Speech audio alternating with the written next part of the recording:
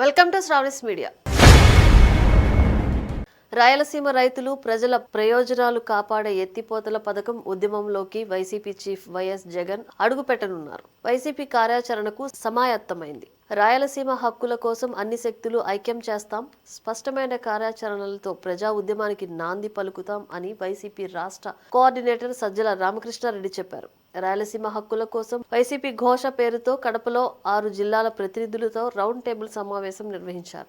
ఈ సమావేశానికి రాయలసీమ జిల్లాలోని వైసీపీ ఎమ్మెల్యేలు, నాయకులు, మాజీ ఎమ్మెల్యేలు, మాజీ మంత్రులు హాజరయ్యారు.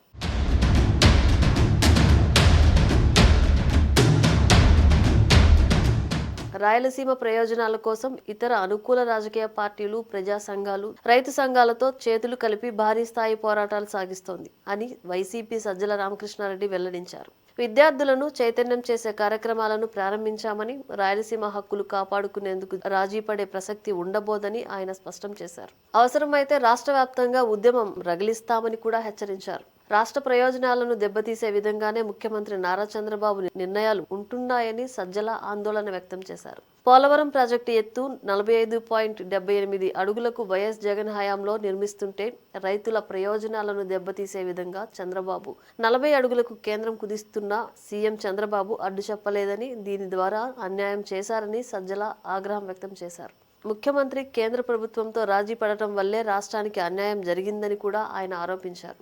ఈ వ్యవహారంలో టీడీపీ కూటమిలో భాగస్వామ్యంగా ఉన్న బీజేపీ, జనసేన నాయకులు కూడా చంద్రబాబును ప్రశ్నించాలని సజ్జల డిమాండ్ చేశారు.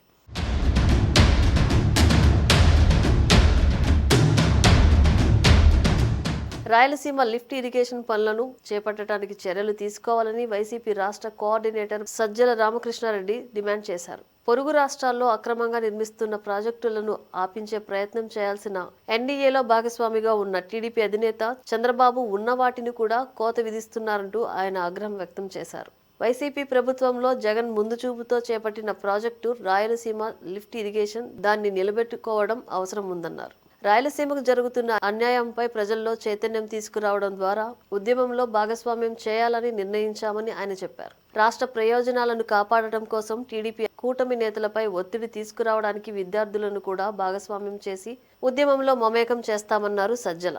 గ్రేటర్ రాయలసీమ పరిధిలోని 6 జిల్లాల నాయకులు ఈ సమావేశానికి హాజరయ్యారు.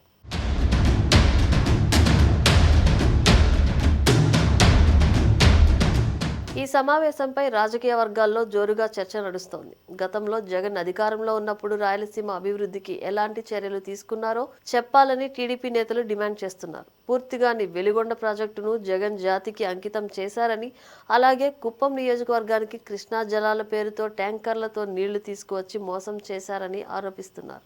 కుప్పం నియోజకవర్గానికి కృష్ణా జలాలు ఎవరి హయాంలో వస్తున్నాయో వైసీపీ నేతలు జవాబు చెప్పాలన్నారు. ప్రాంతాల మధ్య చిచ్చు పెట్టి పబ్బం గడుపుకోవాలని వైసీపీ నేతలు భావిస్తున్నారని విమర్శించారు.